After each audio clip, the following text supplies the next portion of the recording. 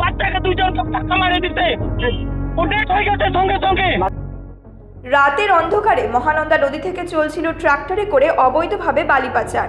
সেই ট্রাক্টরের ধাক্কায় প্রাণ হারালো এক শিশু। আশঙ্কাজনক অবস্থায় উত্তরবঙ্গ মেডিকেল কলেজ হাসপাতালে ভর্তি করা হয়েছে আরেক শিশুকে। প্রসঙ্গত, মহানন্দা নদী থেকে বালি পাচারের বিষয় নিয়ে পুলিশকে অভিযোগ করা হয় বহুবার, তবে পুলিশ বালি পাচার কাণ্ডে মাফিয়াদের বিরুদ্ধে কোনো পদক্ষেপ নেয়নি আজও। আজ এই ঘটনার পর ক্ষিপ্ত হয়ে যান বিধাননগরের হোসেনপুর এলাকার গ্রামবাসীরা। এরপর বালি বোঝাই ট্রাক্টরটিকে জ্বালানোর চেষ্টা চালান এবং পরবর্তীতে 31 নম্বর জাতীয় সড়ক অবরোধ করে টায়ার জ্বালিয়ে বিক্ষোভ দেখাতে শুরু করেন। দোকানে আসছিল, দোকান থেকে বাচ্চা চাইতেছিল, ওরা গাড়ি যায় বাচ্চাকে দুইজন ধাক্কা মারে দিতে ও ডেট হয়ে গেছে সঙ্গে সঙ্গে। একদমই মেডিকেল রিপোর্ট আছে, একজন মারা গেছে।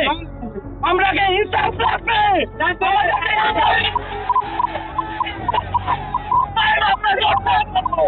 চব্বিশ ঘন্টা যখন পুলিশের গাড়ি আসছে তখন একটু সাইড কাটে যাচ্ছে গাড়িগুলো। ট্রাক্টর অবৈধভাবে 100 গাড়ি চলতেছে আমাদের উদয়গাঁও ভাটা দিয়ে, ঠিক আছে, কখনো গ্রাম দিয়ে কখনো রাস্তার সাইড দিয়ে পুরালিগঞ্জ দিয়ে। আজকে একটা দুইটা বাচ্চা মোটামুটি একদম মানে যাওয়ার পথেই আছে বাচ্চা দুটা, পুরো একদম অ্যাক্সিডেন্ট হয়েছে এমন।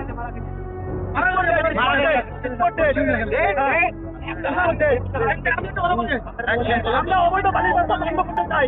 পুলিশকে অনেকবার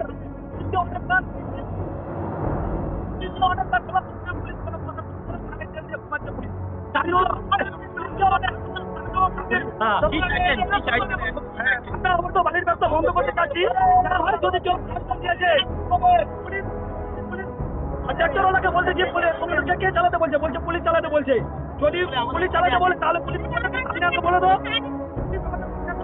আমরা চালাতে বলছি, আমরা কিছু বলবো না। ছোট ছোট ছেলেগুলো